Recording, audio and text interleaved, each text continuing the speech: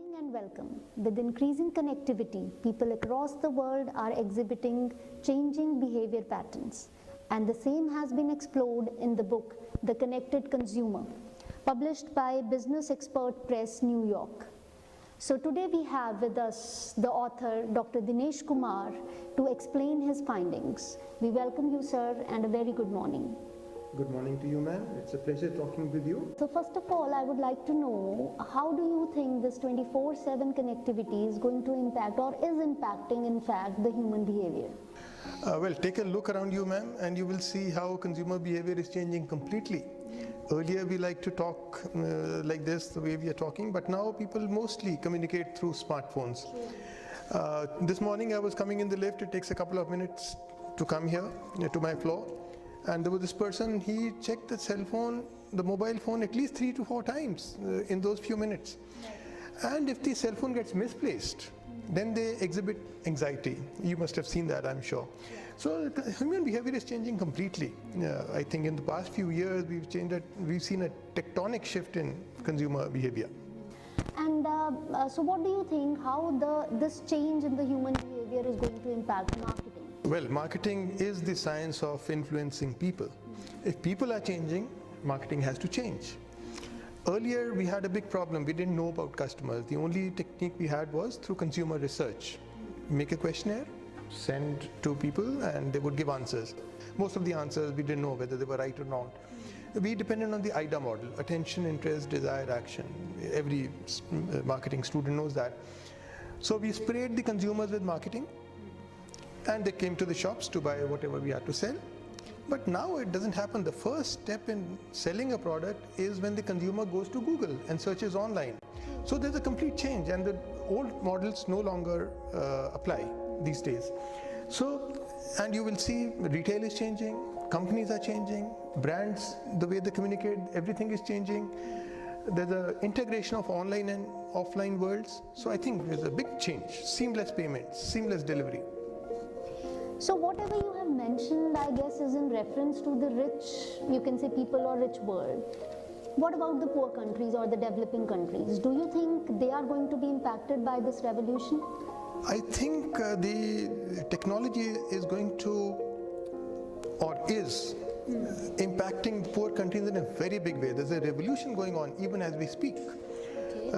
The technology is connecting, the smartphone technology is connecting poor people who have no access to formal channels of banking, insurance, and finance. Through the smartphone now they can do it. Right. And you must have heard of micropayments like M-Pesa, and these are really changing the face of marketing. And in the poor world, the price of smartphones is falling like mad. I mean, today in India, we could buy a cell phone for as little as $40 or maybe $50. So it's changing, and the penetration is very deep. So the poor have now a means to get into the formal systems of finance, government, banking, which earlier they were denied. They were living in a remote area. There was no means to go to a city and do the banking, and they were uneducated also. So the smartphone technology is, I think, overcoming all these barriers in poor countries. There's a big revolution going on, ma'am. Definitely, definitely.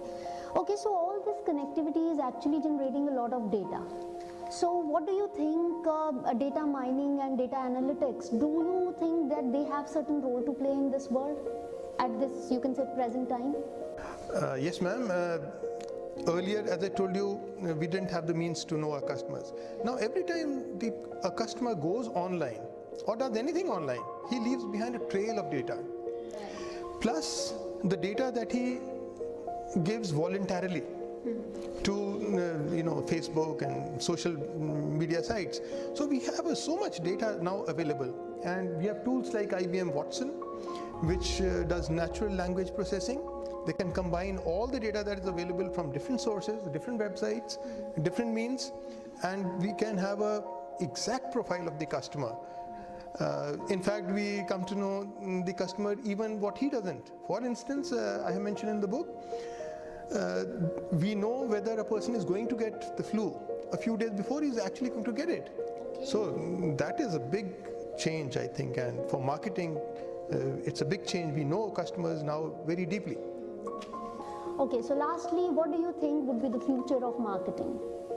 Well, that's a very interesting question, ma'am, because future is a country we've not visited. But if you see science fiction movies, for instance, Eagle Eye, that was a great movie directed by Michael Caruso. In that movie, we have the protagonist. They're controlled by a computer. By whatever data they have on various sites, the computer knows everything about them, and they're manipulated to do tasks which normally they would not do.